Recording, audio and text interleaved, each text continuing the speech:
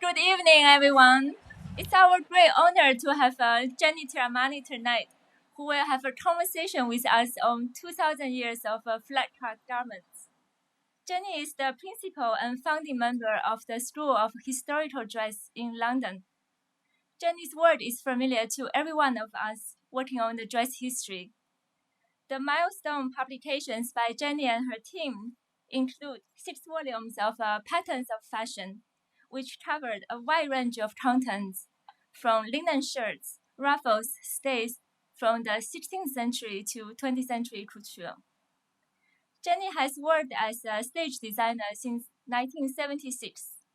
Her costume designs for opera include Anna Bolena at the Metropolitan Opera in New York in 2011, and Andre Chenier at the Royal Opera House in London in 2015. Jenny has received many awards for her costume designs, notably the 2003 Laurence Oliver Award for Best Costume Designs for the Shakespeare Globe productions of 12th Night, and the 2014 Tony Award for Best Costume Design for the revival at the Belasco Theater on Broadway, New York. And let's welcome Jenny. Thank you, May. So, welcome. I'm not going to give you the sort of presentation which tries to include every single flat cut garment that has existed for the last 2,000 years or more.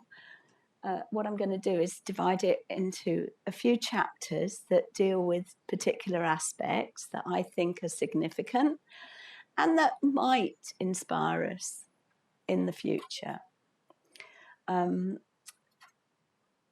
would like to say that, my work is built on the shoulders of giants, including, of course, the great Janet Arnold, who I knew and helped me in my research when I got involved in it in the first place in the world of dress history, but also particularly Santina Levey, who was my teacher for 3 years.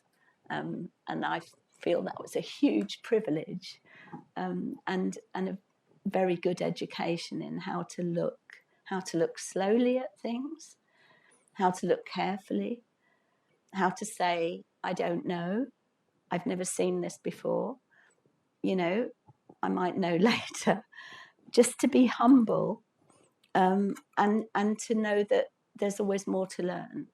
So I've always thought I'm not a specialist, really. I'm not an expert on anything.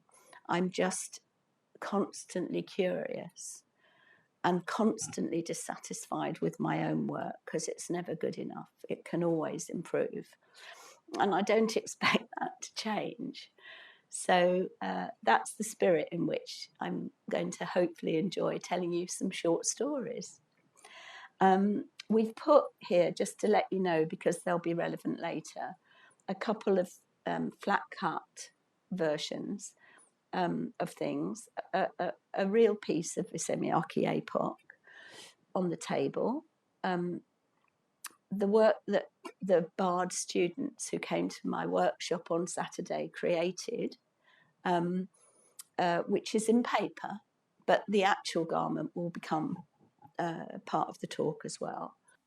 So I just wanted you, those of you who haven't heard me here before, that, we lost Vivian Westwood last Christmas, who was our supporter at our school and our patron for 12 years. And we really stand by what she said in this phrase, buy less, choose well, make it last. So I did a bit of shopping in New York on my day off. And I bought 2 things from vintage stores downtown. One was Margiela and the other one was Comme des Garçons.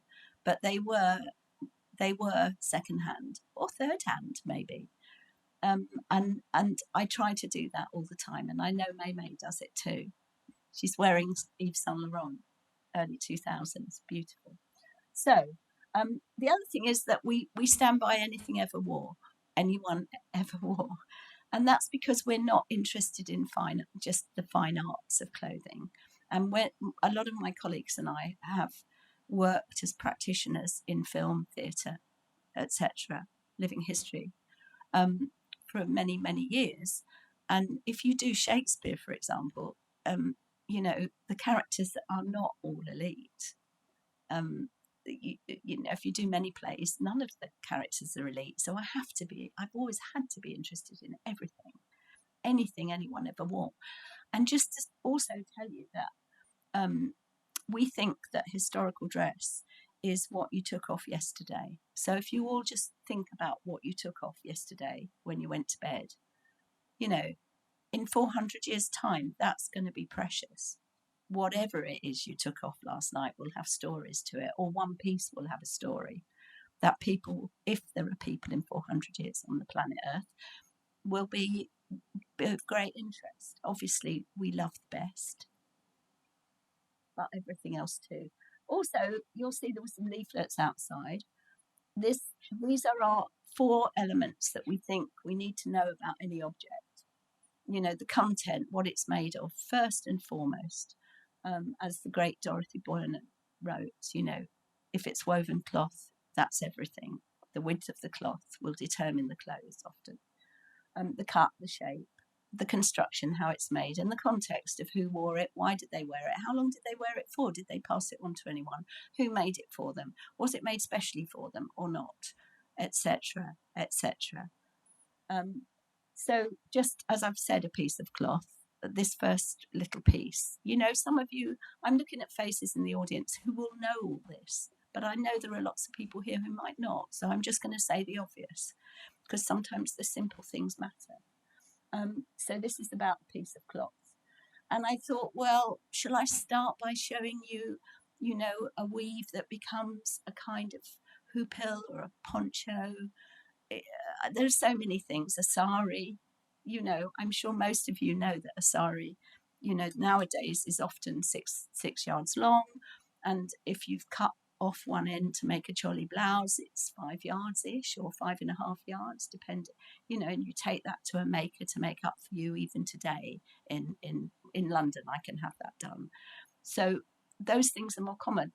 But my hairdresser, Luca, you know, just, and also because I think it supports the fact that, you know, historical dress, flat cut clothing is still being worn all over the world. I won't say by most of humanity, by a huge amount of humanity. Although I'm not sure many of you in this room are wearing it. Are you? Anyone? Deliberately come in flat cut clothing? There's a little hand went up there, Marina. Yes. Is that your coat? Yeah. Yeah. Very good. Very good. And another one here. Your apron. Yes. And an apron, it's such an important piece. Yes. Although it has curves, doesn't it, at the top? Yeah. There's another chapter coming about the problem with curves. But first of all, this is Luca. And look, he's wearing Prada. You know, he's a fashionista. He's a lovely man. He's from Malaysia. And he was late. A couple of weeks ago, he came to cut my hair. Not recently, you can see how short it is. And he was late. And he knows what we do at our school. He's never been very involved, but he decided to bring this, which is the Malaysian version of a sarong, that he says I say it really badly. I'm sorry. And this is a piece of cloth that's deliberately woven for this garment, and it's still got its labels on it. And I said to him, but this is made in Indonesia. He said, no, I thought it was a Malaysian one. I'm really sorry. Anyway, the thing is that he decided to dress in it's a modern synthetic sort of pajama of trousers and a shirt, which interested me in itself, because obviously this is not flat cut. This has got curved armholes, you know, and it's not got a back yoke, but it's very much a sort of shape that is not flat, you know, that has curves to it. And interestingly, it has buttonholes, but it's to be worn with collar studs, which I think must be a colonial leftover, but I'm not sure. If anyone Malaysian's here and can tell me, that would be interesting. But it's woven with this back panel, which has to be worn exactly at the centre back. So it's one of those things, and there are many in dress that are guides to either the person who's dressing you, like some of us here looked at a beautiful early 18th century mantua at the Met last week, the Met Costume Institute, and found the stitch line of a curved lining to the train, which would have been a guide to the woman probably, who was pinning it in position, draping it up into a beautiful shape. So again, I love that you buy these sewn up in a tube, by the way. It's just a piece of cloth sewn into a tube. But it meant then that he felt, and his hands, he's lived in London most of his adult life, but in his hands he can drape. Now, I don't know many Western men who can drape, and it's something that in societies who wear a piece of cloth, men can do if they've been brought up with it. So he wears real designer wear in London. He wears traditional dress when he goes home to Malaysia. So he does both. And I just love the dexterity of that. But the next slide I want to show you, I thought this was another reason to bring you this particular example, if you like, from yesterday. In that he explained to me, no, I don't just wear it like that. He said he often will wear it if it's a bit chilly at night. He'll wear it around his neck, like the picture on the right. He said, I would never really wear it like that. This is somebody in the country, in the fields, out in the hot sun, will wear it as a head wrap. Looks great on him. And of course, he instantly looks comfortable in it. But he doesn't know I'm showing you these photos. I said, can I teach with them? I said, can I teach with these? They're really lovely. They're just in our workroom. It's not a photo shoot.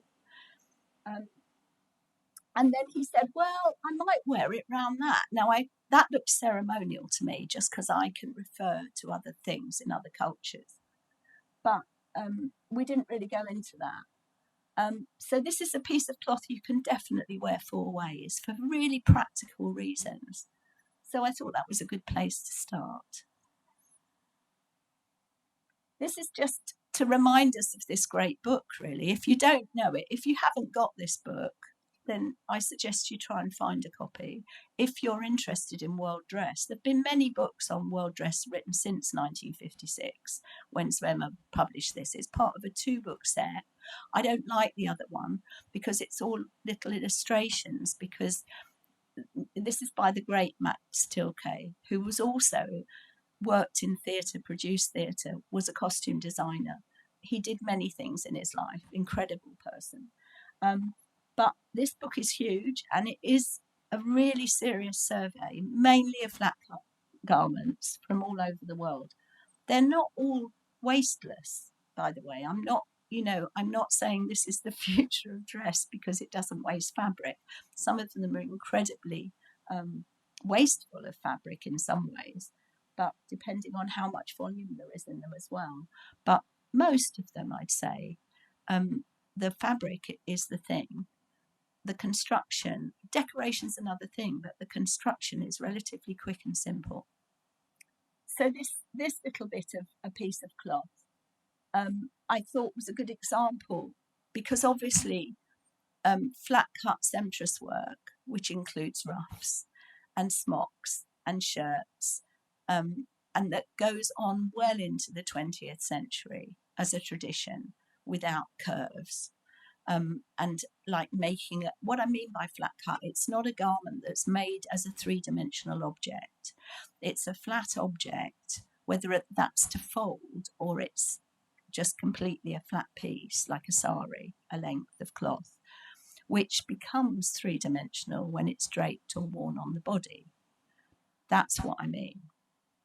So this here, there's a very basic pattern layout that I've done.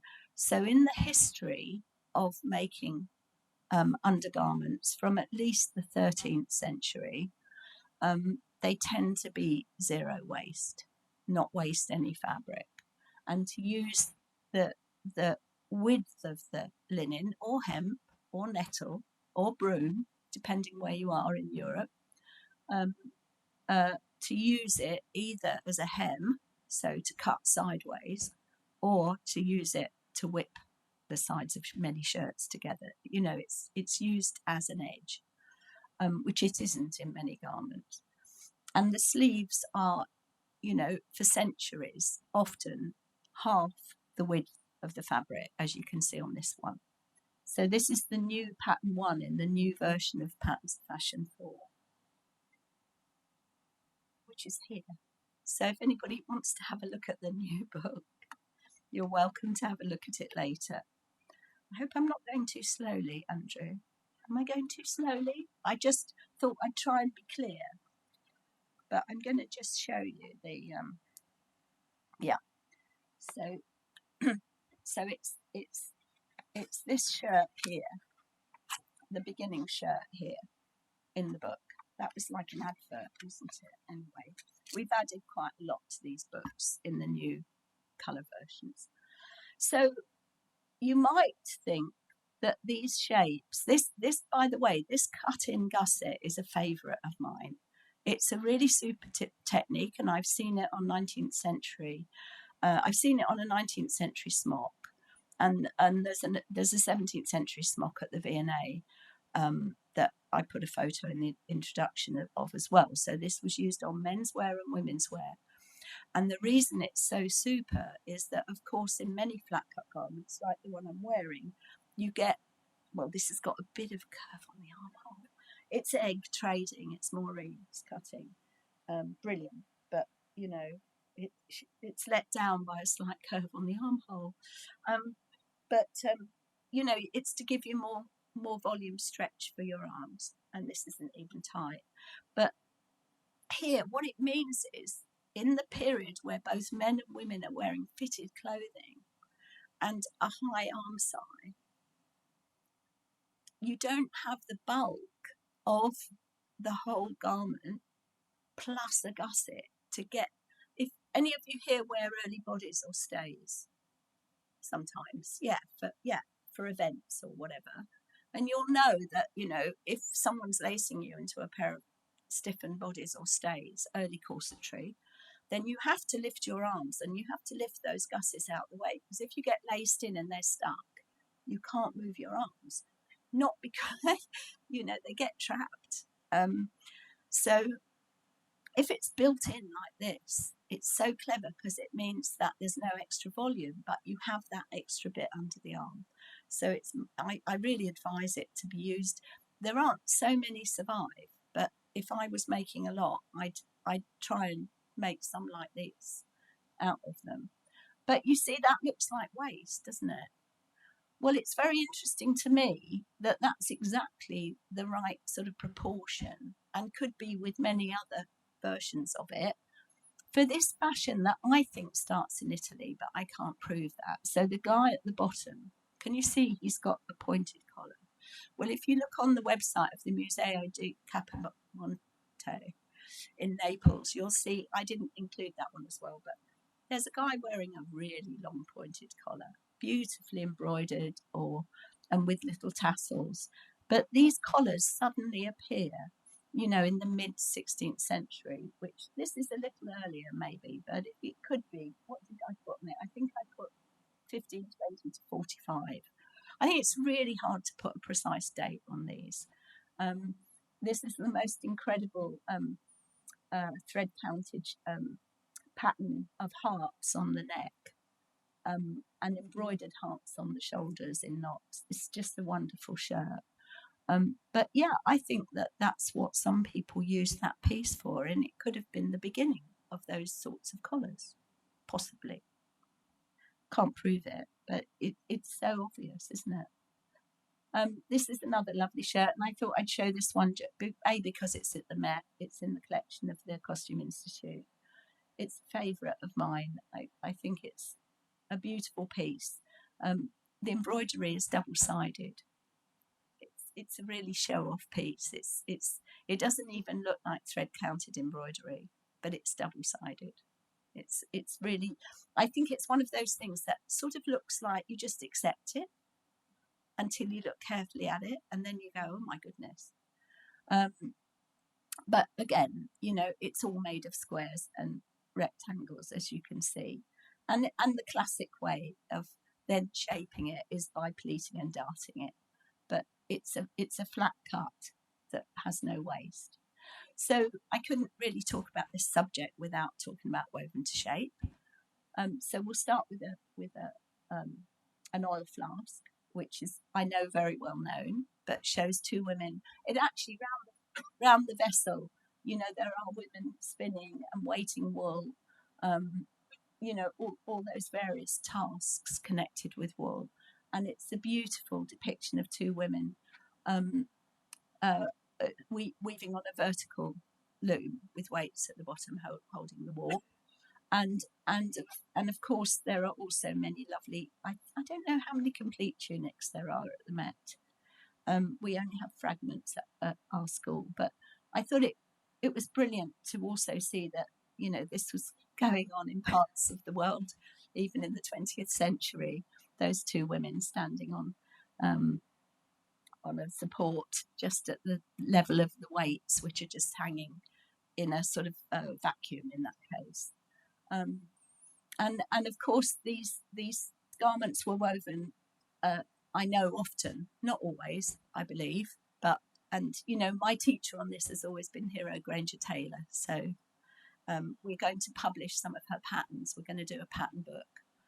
She's chosen garments woven to shape mostly. Yeah, they're all woven to shape, that she's taken from grave clothes, that she's taken patterns of,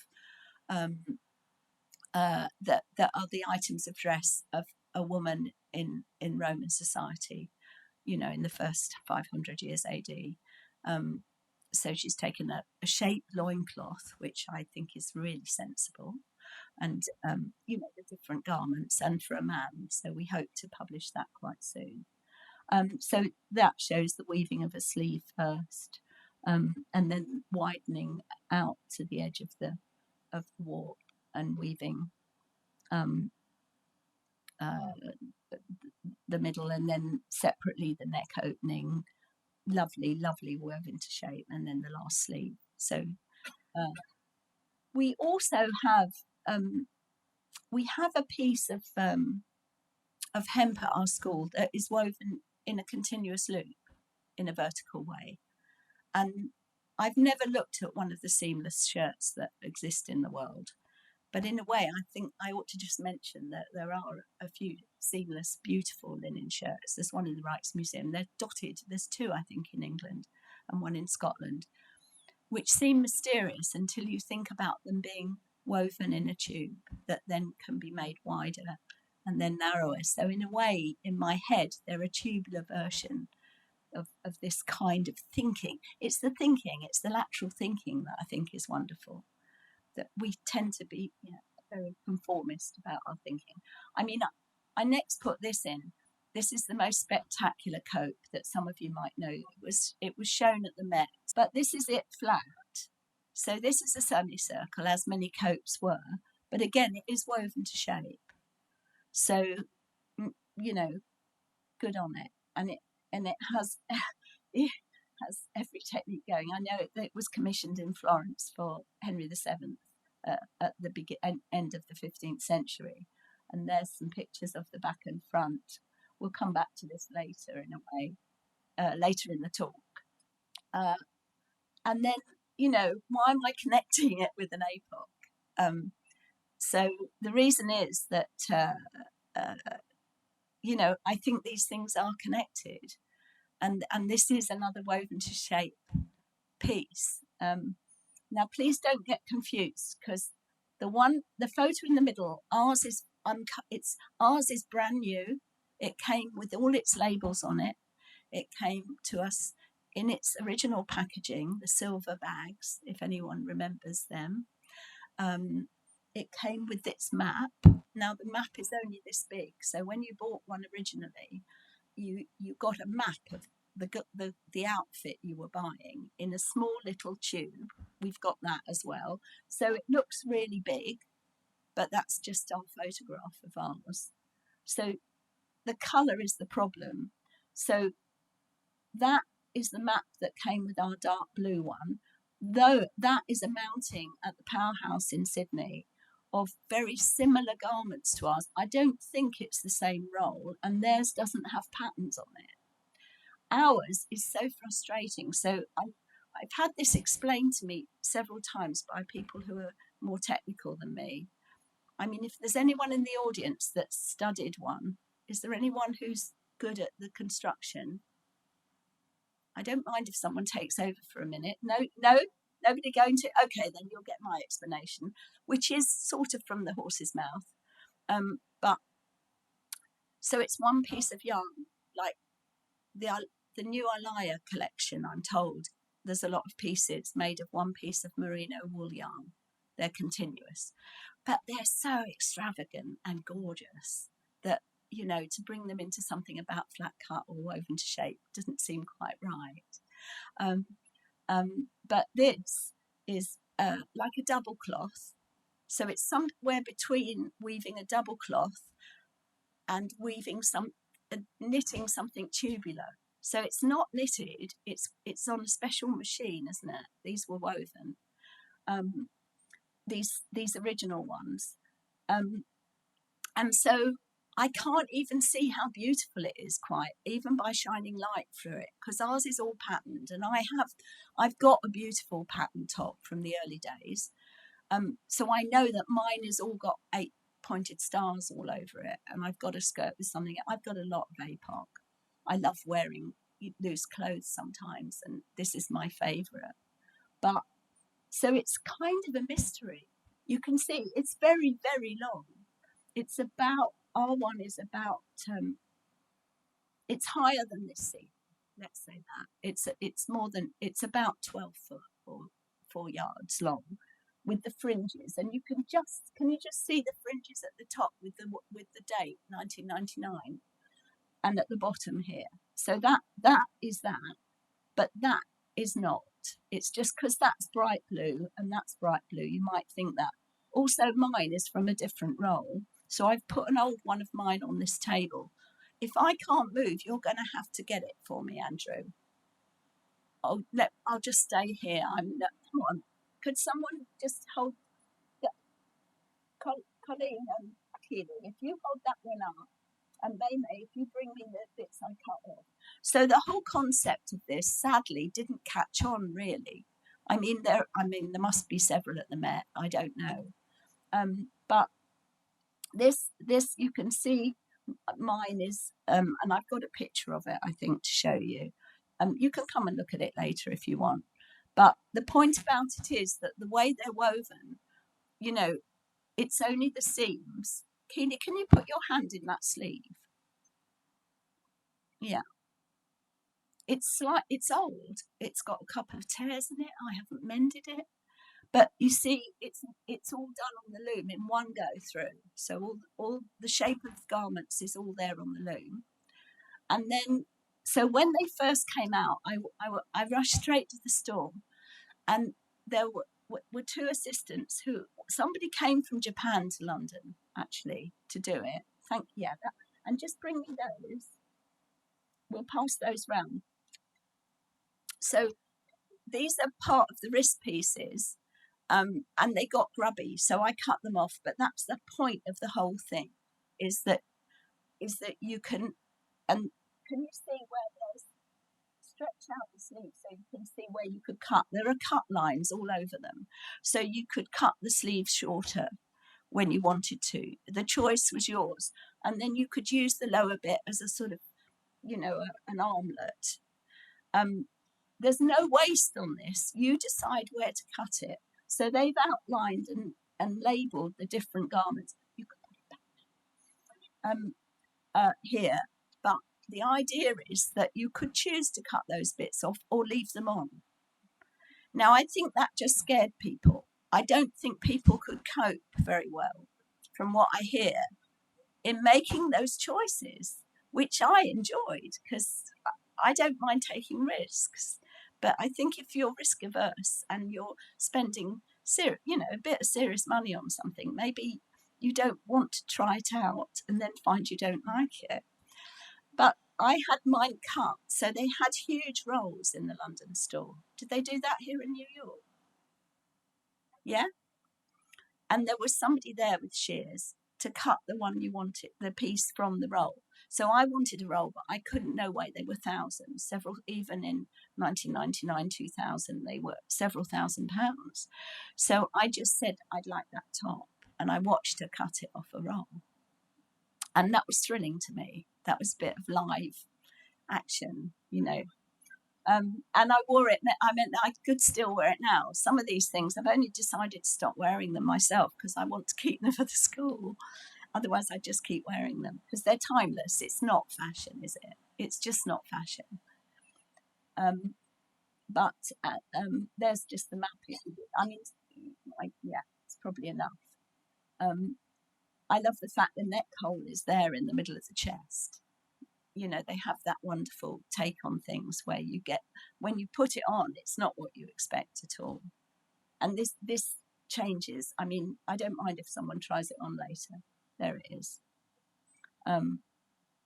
So let's move on. So that was that little section on woven to shape clothing, which I think is very resourceful.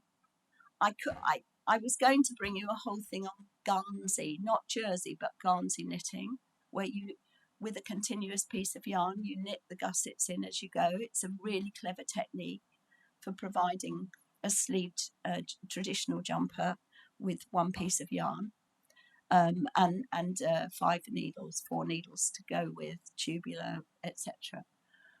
I'd still call that a flat cut garment until the very neck gusset. The neck gusset spoils it a bit, but you know. Do you all know this book? If you're interested in dress history, I've pointed out a very old book, and this is a very recent book, which was quite upsetting when I saw it at Aberystwyth. They showed me a copy. I went and bought it immediately. There's another book that goes with it that they won't send to England. So I had to get a friend in Germany to buy it and give me one. Because there's a piece of trousers here you may have seen on the internet, which is all made from squares of fabric. So this is, if you read German, this great book, in my opinion, is a survey of clothes from the 1,000 years before AD Christ. Yeah, so we're talking about 3,000 years now, of clothes that are so shockingly modern to me, only because the Chinese were wearing them for millennia before, you know, somebody in Europe thought they'd invented them in the late 17th century. But I'll just show you why. So this garment, look at the cut of it, is exactly like that one there, except it has tapered sleeves and no cuff. So apart from the details of our quilted one, it's the same, but it's 2,500 years older. So it's humbling to me. It's humbling, you know, that we're not very advanced in the West in these sorts of things. This is one in our Patterns of Fashion 6 that again is the same, with the small rectangle that makes it the neck three-dimensional. That one has the same thing. Marvellous and great to know that shape has lasted so long and in all sorts of, you know, different cultures, because it has. Here again, just to show you the variations on that kind of flat cut gown, which covers so many different garments. And this is a favourite Spanish tailor's book of mine. And these ones here are not gendered. So he genders some objects in the book that are covered, some garments, and other garments he doesn't gender. So these could be worn by men or women on getting out of bed, as a literal translation. And that one there, I was very muddled about the lettering, which is a code to which bit you put with which and what the proportion of that length and that is. It seemed to me you could make it either way round. And you do find garments make both those ways, but they're my two little paper models showing different kind of organisation of the pattern pieces. So I couldn't miss the kimono, but I put it with a pattern because, again, we've started collecting Japanese pattern books, and we've got some really glorious ones that don't just show patterns for kimonos. They show you the whole construction sequence, just like a Vogue or Simplicity paper pattern envelope with a sheet of instructions and, specified textiles, specified sewing threads. And we have several very large books. This book is early 20th century, the one on the right. If you read Japanese, you'll see there's a few notations on it, and it's for this one. Sorry, this I didn't put a caption. It's one at the V&A, which I think is late 19th century. But there are all kinds of garments and garments for babies, and the patterns are so detailed. It's a lovely thing. So at the end of the I think this is sort of 1660s. It's not got a firm date on it, this painting, and again I seem to have forgotten. It's published in the lovely book Asia in Amsterdam, which is a catalogue of an exhibition, it's of a somebody selling, these exotic shells and bits of animals and curiosities from the East, really, or not from Europe, to this rich lady here, I think, and I still can't quite. I think May and I decided that that's not a kimono, that it's probably a European version of a kimono, but basically on the curve of the sleeve, I think, which is too great to be a real kimono. But it's still interesting to see a man in doublet and hose and with a very old-fashioned shirt with a ruffle attached to the neck, which is, he's an old man, but, that's gone out of fashion in the 1560s, 100 years earlier, really. It just shows you that really not everybody is dressing in fashion. And it's an interesting mixture of Western and Eastern dress. So this is a glorious, heavily padded, flat-cut gown. We suppose for a man, maybe, same as that one. The one on the right is from the Rijksmuseum. This one was with a private dealer. We've taken a pattern of it. It's got a silk wad about 2 inches thick in it, and I think the V&A have just bought it. It's a lovely piece. But here you see we have the Lady Clapham's doll wearing what everybody's calling men's gowns. Well, no, she had one too. Hers is the same shape as the one people, ones. I find that really interesting, how we like to gender things like this. And this is the beginning of the mantua being shown on the right. This is the one that I took a pattern of in Kassel. This is the grave clothes of a princess, Louise Dorothea. And being burial clothes, obviously, it didn't start off that colour. This may well have had a white or a cream background and very beautiful coloured flowers with these gold motifs. It's a bazaar silk. And I've put it next to the Rom one because the Rom one is also flat cut, even though it doesn't look like it. It looks like it's got an armhole here. Well, it doesn't. And I think it's very instructive to look at these 2 flat cut garments, side their patterns. That's my pattern of the Kassel one on top. And this one here, it's a 1984 pattern, which I personally wouldn't have drawn part of it. So just to show you, I did redraw this for Patterns of Fashion 6 with permission from Alex Palmer, but I only did a bit of it, and I have studied it, this garment. So these, I'd never do those as a solid line. This is just a simple running stitch, and it's like the maker was pinched a bit to take it in a tiny bit with a fish-shaped dart. And not necessarily when it was first made, when the wearer possibly said, "Can I have it just a little bit less baggy under the arms?" But it is completely flat. It just interests me that the shape is so similar, except the Kassel one. Look, this is the students made this, out of paper. This is exactly sort of, well, nothing's exact. It's an interpretation. I don't believe in accuracy in that way. This is grave clothes. It was in the rubble of Castle Cathedral for 11 years before anyone got to reconstruct the cathedral. And it was exposed. You know, the coffin was broken. So it's amazing it survived. Anyway, this is pretty much a half-scale version. It's suffering a little bit here because, it's made of paper, but it has cloth of gold tissue facings.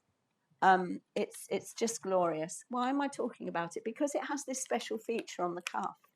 Look, that turns it at the elbow, simply with a dart at the back and a gore at the front.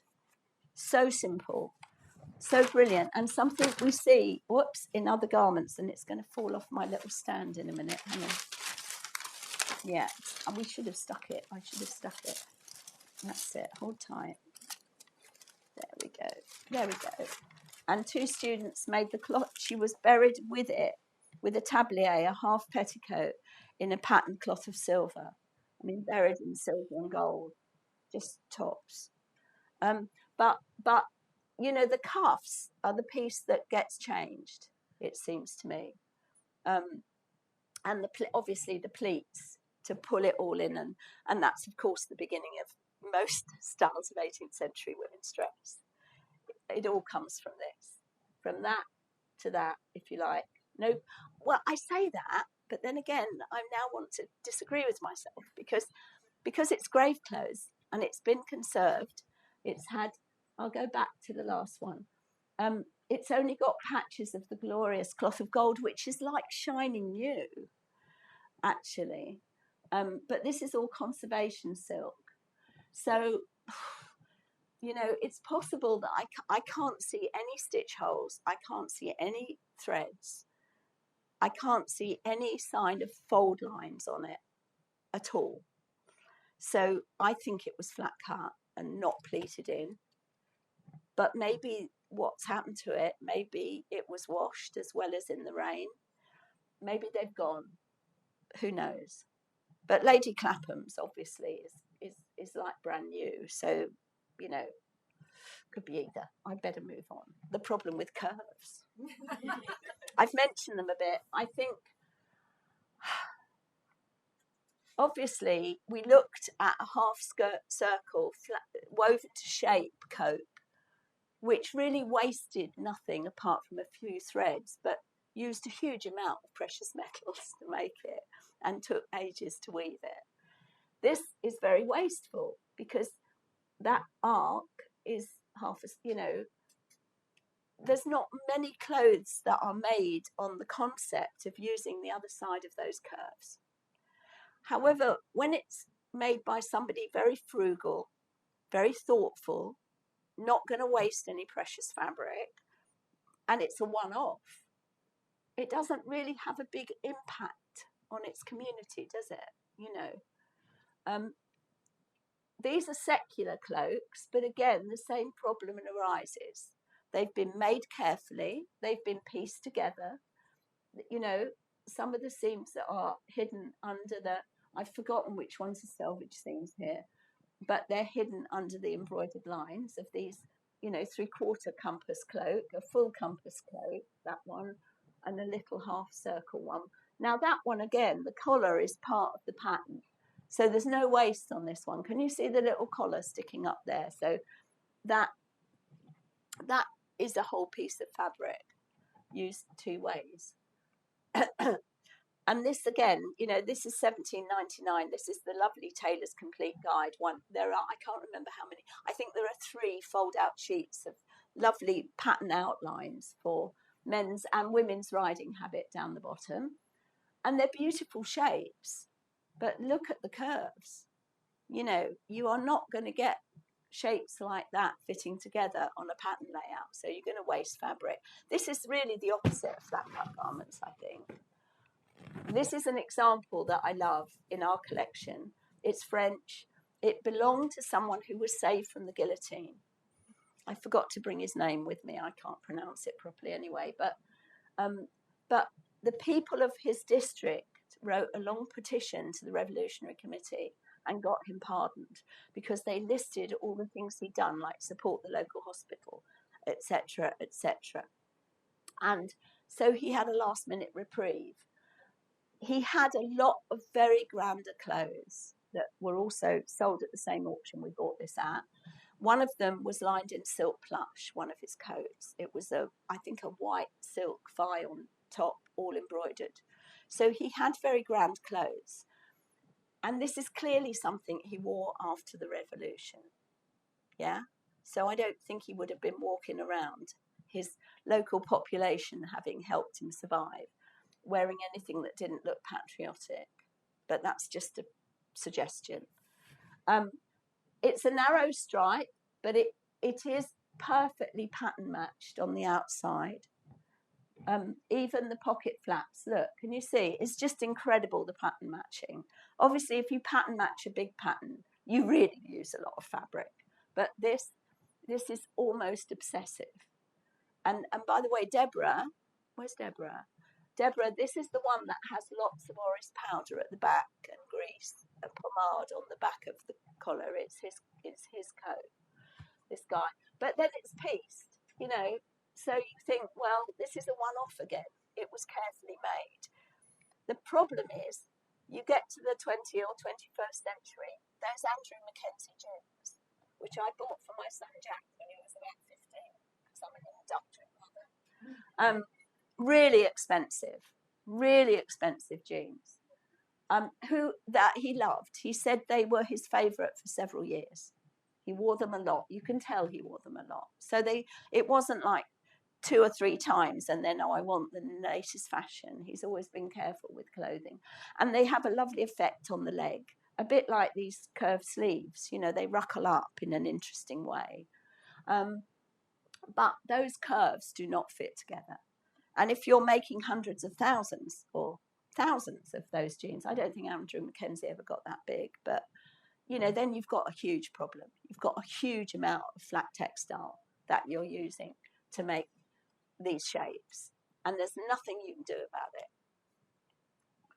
So this last piece is a little bit of a practical demonstration that I thought might be fun. So and then I think I've left plenty of time for questions if we do this short thing. Yeah, Andrew's got a thumb up. So, you know, please, if you've got questions, let's have a discussion after this. So I'm going to talk it through first. And it's something that came up when I was with somebody else, Helen, in the audience. We were at a symposium at the Fashion for God conference in Utrecht, where there was lots of wonderful knowledge shared. And one of the things that really intrigued me in one of the presentations, but also by looking at an 11th century chasuble in the main museum, was the development of this garment. Now, I don't know how many Catholics are in the audience, or if you're all Roman Catholics, because that was another surprise, wasn't it, Helen? Well, we met a pope. We seriously met the Pope of the old Byzantine Catholic Church in the Netherlands. And he was wearing skinny jeans. And he was lovely and very friendly. And he was a real Pope. Anyway, if I make a mistake, if there are any Catholics in the audience and you want to correct me, good, at the back there. No, but I haven't made a mistake yet, I don't think. I might in a bit, and then you can correct me. So, but I found this fascinating. So it made me sort of look into why chasubles developed from a half circle into a tailored garment. And so just a couple of very well-known images, but there you've got St. Gregory over there wearing an early chasuble. And I believe that this chap here is also wearing one.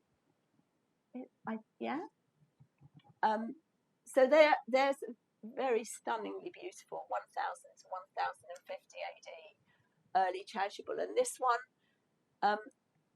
one I think is a cope that's shape that's had a piece added in the front. But having not studied any of these except one of them, I don't know if it's added or if it's taken away round the neck. At this point, could I ask our model to step forward? There you are, hiding in the corner. Janelle has offered to be a priest. And I'm going to use the old coat first, just to remind. I mean, I'm sure you all know what a coat looks like, but just because it's the same shape. So if you come here in the middle, then most people can see you there. So as you know, the traditional way of wearing a coat is that it's high on the back neck, and then this piece, it's quite large on you, because this is based on the one in our collection, so it would be pinned there. I'm not going to bother pinning it now. So that is a flat half circle that can be worn very comfortably three-dimensionally, yeah? So I'm going to take that off and put the other one on you and then I'll just talk about the other real ones before we do anything to it. So the next one on the slide is this shape, but is a similar period to this one.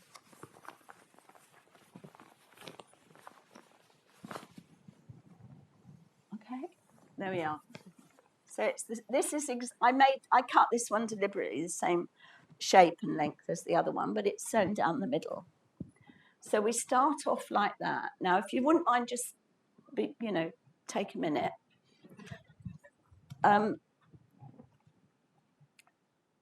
Just to get to this one. Beautiful textile, beautiful. Sorry, they're really low res. I didn't ask for high res. This one is 12th or 13th century, it said, shortened later in gold and purple twill woven silk. This one's in French, but probably from a Hispanic Moorish workshop in Sicily. Now, that's just what I read. So maybe there's more research been done. Maybe somebody's more definite about that. Sorry, I put the captions at the bottom, not the top at this rate, at this stage. But anyway, so what was shown to us in Utrecht was a beautiful painting that I didn't note down that showed a picture. And now you could put your notebooks down. Keely and Colleen are going to come and help now. So if that you had with a chasuble like this for the ceremony with the host to reach for the chalice, as I said, could you both hold up the sides? Yeah, for the priest to reach out, because there's no way with it done up at the front you can get your hands out. And there is a beautiful early Renaissance painting of this, of other priests holding up the side, so you can get your arms out to do your job at the front. You've got to. We should have got a chalice, Andrew. Hang on. Without being disrespectful, this is my water bottle. I think it's the best. Well, it's a toile. So here you go. So you've got to get your hands together, I believe. Isn't that right, Helen? My consultant. So obviously that's quite awkward, isn't it? So if you drop it now, so it and there are quite a lot of beautiful examples of these. So what happens is it becomes more ergonomic. And I thought, while I was just talking a bit more, so the first, so the first, you find there's a series of these that, again, from about that period, they develop. I mean, everything starts with somebody having a good idea somewhere and it's spreading, doesn't it? So about this, yes, please start. Start at the front and go round to the back. It starts with someone having a good idea and then it spreads. So there are quite a few examples of this. And that becomes more practical. And it seems that carries on for quite a while. And lovely, yeah, bit faster. That's great, lovely. That's it. But then I'm told there is a change in the ceremony where there are two things. And again, I'm not an expert on this, but One thing is that the priest has to reach further, go up a step, I think, to the high altar, and needs even more. That's great. Where are your arms, please? Yeah, so this, now it also begs the question about the weight of the fabric. Because obviously, if you've got a very stiff, very complex weave, then the flexibility of it is going to be less than if you have a softer fabric. Most of the fabrics we're talking about are heavier, but I think a samite silk, which was that last one we looked at, no, the first one, I think is softer somehow, or finer. It's finer woven. So that would be easier, maybe. So it would depend on the textile too. Great. You did that so quickly. So they're going to make it a tailored shape now, more. Yep, why not? So while they're doing that, this is a set. This is as good as it gets at the School of Historical Dress. This is our only suit of vestments, but I love them to bits because they're not the best quality. They're a really interesting textile. Every single motif is woven slightly differently. None of them are the same size in either direction or have the same number of petals. It really is really freeform to my eye, but very heavy, crude. It's a brocatelle, I think, or is it a lampas weave? Oh, I was dithering about that. But it's been well loved and worn, and you can see I've photographed it flat, really flat. Excuse me, to show that there's no kind of curves in it except the neck piece, and you think, is that scrap or did they do something with that little piece of cabbage? Great, perfect. So you're going to attempt the shoulders now. I think you could. You're doing really well. So here, this is the big bit, and what you have to do is put the safety pins in there first and do that. And then if we're brave, we'll cut that. But you have to, as I do in fittings with performers, you do have, do you mind if they touch your skin? Oh, that's fine. It might not happen, but always, if you hold your hand under and cut against your hand, it's only you that's going to get cut. It's any of you who do tailoring or dressing people know that. You know, that's what you do. Yeah? So you can also see that ours is hardly a half circle, bless them. There's nothing about this that is a great example of geometry, and it's not just because it's old. I've measured this. So the one we started with is a decent pattern off ours, and it is a bit wobbly. But I couldn't open up the chasuble. So that's like, and what's interesting to me is that in the chasubles I found, by 1500, they're more or less like that until the old Catholic churches start being revived. And now you'll find a lot of priests. Anyone got a priest who's gone back to wearing the original shape or near the original shape? Because there are a great many people in Europe doing that. I don't know about America, but it's become a thing to go back, and you can buy them very cheaply in polyester, which unfortunately, I live opposite the Catholic Cathedral of South London. And it pains me to see the priests when they're standing outside for a ceremony and they're dressed, because, there's power in these clothes. I'm not a Catholic, but there's power in them, and I don't like to see them, not beautiful. So can you see now how this, it really, I just thought it'd be interesting to do something that reminded you about curved armholes, because they really are the thing that changed everything to me. And I think mostly that the geometry of the Renaissance has influenced most of our outer clothing ever since. And there's no harm in that unless it's mass production, when there's a great deal of harm, because the mountains of waste you see photographs of are caused mainly, when it's cabbage, is caused by those curves. So I don't mean this to have been a sort of diatribe on that. It just thought, in a short talk, you can either try and tell people an awful lot of different nerdy things or just a few simple ones. So this talk has been about that. And now you've got full freedom of movement. Why do you want me to do that bit? Up to you, Jenny. Huh? Up to you. I'll use my scissors. We may as well, because then we'll end up with that shape. I probably won't do it as neatly as you, though.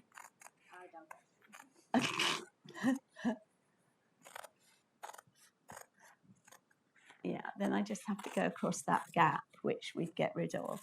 Actually, we might get rid. No, I'm not going to get rid of it. Okay, and then we have something that's round the neck as well. That's. I've really made a mess of that back. We can neaten it up later if we keep it. There we go. Okay. There we are.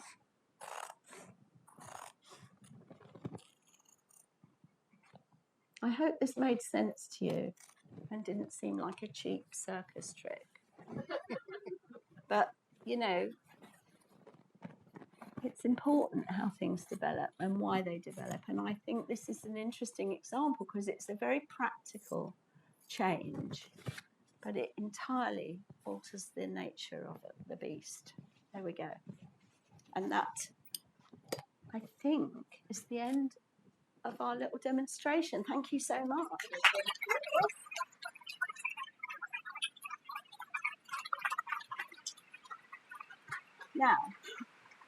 Now, I think there's a microphone. Is the microphone for the audience working? Yes. There's a lady at the back with her hand up. I was going to say, shall we take a couple of questions? Thank you. This was very interesting, but I have what I think are two very important questions. What is the origin of the concept of the whole cloth, and when did scissors come into use in Europe? Oh, that's when I have no idea when. Well, scissors or shears. Generally speaking, the basic kind of joint shear metal was also used to shear the shear. So I think there's a connection with that. I think it's probably very, very old. Not necessarily not this scissor, but the continuous one. Yeah.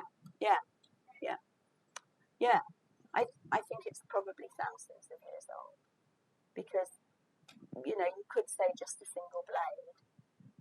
But I think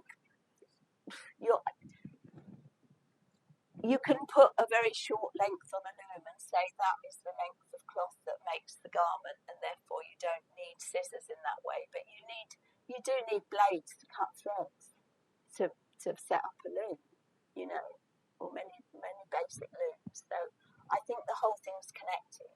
I think cutting cloth into shapes as opposed to just cutting across, the weft, cutting all the warp threads to make it the right length for what you want to make it out of, comes later. Yeah, comes much later. But whether it comes, if I showed you all the many garments in that Chinese book, then it certainly was in the last 5,000 years.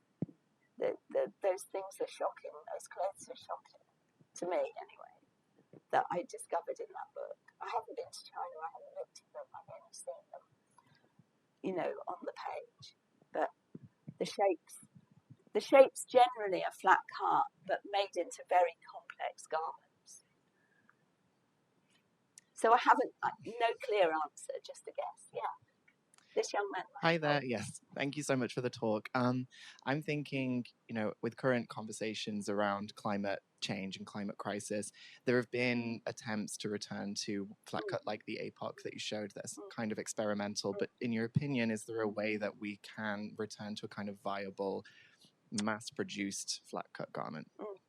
Yeah, I'm not suggesting one way, just a different kind of thinking, really. That's that's why I thought it was worth including woven to shape or knitted to shape and a length of cloth, because they're the two most basic ways of making clothing.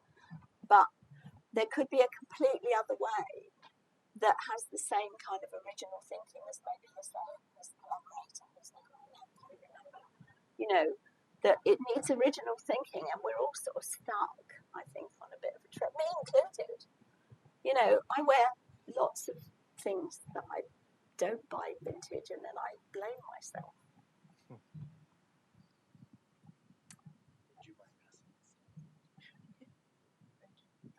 Sure, I can make myself heard. But you have engaged with several different transitions in manufacturing. Do you engage at all, or how do you engage with the transition between only hand sewing being available and machine sewing mass production?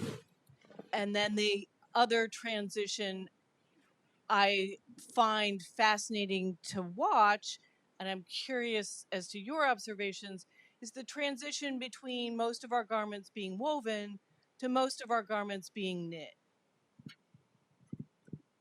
I think the thing about knit is that, you know, it's whether you, in a purist way, there's a purism about just weaving a piece of cloth, whether it's tubular or it's flat on a, you know, it's a length, and not sewing it. There's something lovely in that. And there's a purism in just hand knitting something, or essay, and then you just cut it out. There's no sewing involved at all. Just cut it. I think they're really lovely concepts, but most of our clothes have multiple origins. You know, the materials and the other things they're made of can come from 10 places. There's all those other issues about travel and, you know, the cost of fuel, whatever that fuel is, etc., etc. Before you even get to, you know, the complex construction of our clothes. So I kind of like simple ideas, but I don't wear them. I love knitting. I love fine knitting. I don't know if you've analysed your wardrobe, so you know what percentage of knitted clothing you have to woven clothing. It's a really interesting question. I mean, some of us won't wear leather. I do have some leather shoes, but, you know, there's skins as well, of course, that we're not talking about, which might have been with plant fibres, long plant fibres, or big pieces of plant, the earliest things worn, as well as skins. But I think really I'm very comfortable, like we all are, in knit, whether that's, you know, I don't have tight suits, but even that's a form of knit, isn't it? I'm comfortable with flexible underwear. I don't wear, you know, woven knickers, silk or polyester or otherwise. I like stretchy pants. But I just don't think we even think about these things. It's just trying to revive the mind a bit into what might be possible. That's all. As I said, it was a very simple thing. I just chose to touch on a few aspects. But as we all know, the concept of waste is now pressing on us, and manufacture and materials. And so, you know, it's worth a few original thoughts. We need originality now. We need imagination. We're not going fast enough, I don't think. Yeah. Hello. Would you tell us about your dress? My dress? Yes. That I'm wearing? Yes. Why? Because it looks very interesting. Well, it is based on Middle Eastern clothing that has a seam that goes all the way up over the shoulder, but it does have a shoulder. It has had a bit of tweaking, you know. It's not a pure flat cut, but it has a gusset as well. So it's a known pattern type, but done as a modern dress. It is it is a shit it only has pleats like a man's shirt, so there's no shape to the sleeve, but it has a cuff. It's Tussar silk that's machined every quarter of an inch all over, which is shocking, but it was probably done on 50 needles. I don't know. I hope it was. Yeah, so it's a basic shirt type dress. It's a fusion between a flat cut garment. It's mostly flat cut. It's what I'd call a minimal waist garment. You'd get slithers of waist because none of the curves are very big. Yes, and who is the designer, if I may ask? It's Egg Trading. Egg. Just look it up. Egg. Yeah, half my wardrobe from Egg is flat cut, completely flat cut, and it's tessellating shapes. Yeah, that's very moderate for Egg because you have. Yeah, I know. I've got I know. It's a drug. It's an addiction. Any other questions? No more questions? You must have another question. Someone ask a stupid question. Well, listen, I went to a conference that gentleman at the back wants to do that. Just a minute, sir. Just let me say something. No, just let me say something first. I went to a conference in Amsterdam, which was to celebrate the great Bianca de Mortier, the curator of textiles and fashion there, who was resigning after 46 years there. So, and it was a lovely conference. And somebody, a great, English dress historian, Leslie Miller, gave a lovely talk about Balenciaga, okay? And it was really interesting, of course, and she'd done the Balenciaga exhibition at the V&A, I think. And then a woman stood up, and she's a jewelry designer called Jewelry by Design, a Russian jewelry designer who lives in Amsterdam and who had dressed for me, because I'd taken, my colleague Pavel had done a reconstruction of a Madeleine V&A dress that I'd taken, and I said if anyone wants to try it on, they can, and she came and I made a video of her wearing it with her gorgeous silver boots and jewelry. And she put her hand up last, so there'd been some questions, and at the end of the questions, she put her hand up and she said, look, she was really nervous. She wasn't in the business, and she obviously felt intimidated by a lot of very clever, knowledgeable people at the symposium. And she said, I hope this isn't a stupid question, but why is Balenciaga greater than Dior? And Leslie was dumbstruck, and then she went, you're right. I have to tell you why. And that talk, which she gave really long answer, and it was fantastic. I can't repeat it, but, I can't remember. But it was like one of the best things anyone said at the whole conference. So sometimes things, trigger something else, don't they? And I only have ideas when people are talking. The gentleman's got a question, and then this lady here. No, please. You're not getting away with it. Right. As a failed Catholic. A failed Catholic. Yeah. But one who remembers the Second Vatican Council, when your fabulous model was modeling the full chasuble, which seemed very impractical. Yeah. But we forget that there was a whole codified series of behaviors within the 40 hours, if anybody remembers what 40 hours were, where they would have altar boys carefully rolling the edges of these things so that the priest could pick up a monstrance and do the behavior. And it was the garments and the observations were melded. And it had a kind of beauty. Yeah.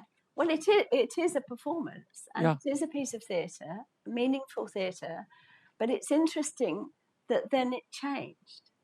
I don't know what you feel about that, it becoming more practical, if you like.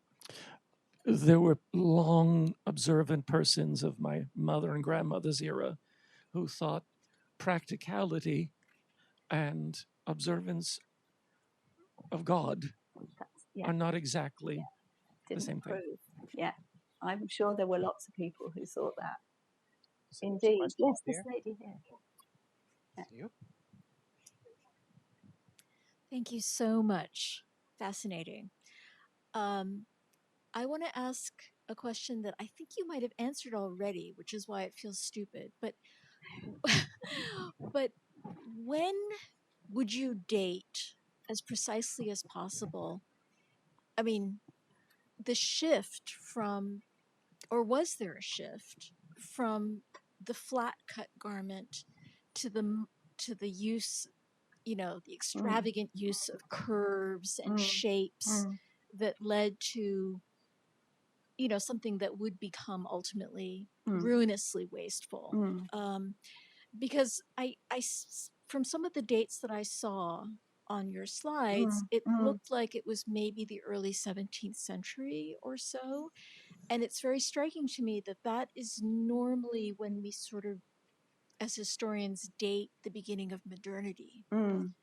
So it's just so interesting to me that that shift would have happened at right around the time that you have, the Enlightenment and all of these things that are so strongly associated with our descent into modernity. I think it's a really fascinating journey, which is a different talk, really, which is from the wonderful ergonomic armholes of the 15th century, which are still incredibly curved, but are all on the body, with very small pieces on the body, front, particularly on the back. It's a while till it gets here, as you know, and it changes shape from a circle to a squashed oval.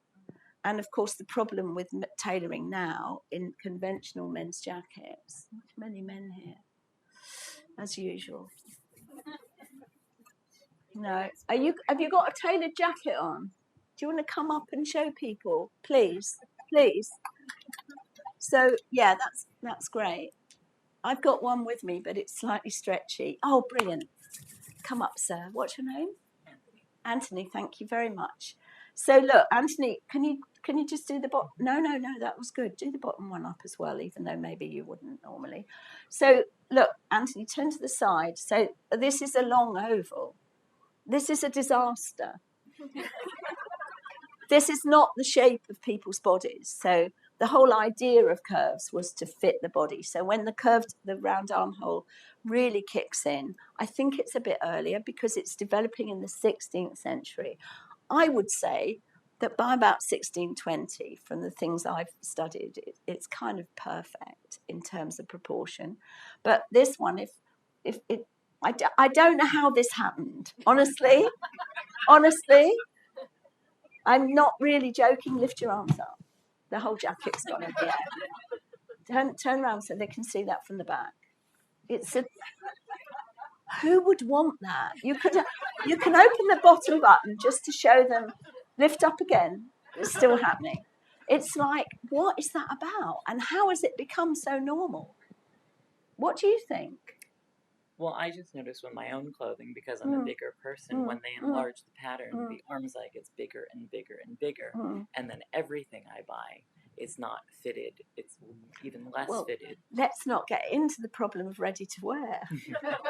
Because, of course, it starts, gradually ready to wear. Again, I mean, the thing is, even if that was fitting you, well, that wouldn't make any sense. They never quite fit tightly. You could say, well, that's taken 400 years to come from a doublet, and a doublet fits the body. That was the point of it, Whether it was quilted and looked a different shape on the outside, it fitted the body. But that was great. That was a lovely demonstration of something so simple. Thank you. So, yeah, I think it's a good point. I'd just say it happens a little bit earlier, and it really develops. Yeah, I think we should please join me in thanking Jenny Tiramani. Pleasure.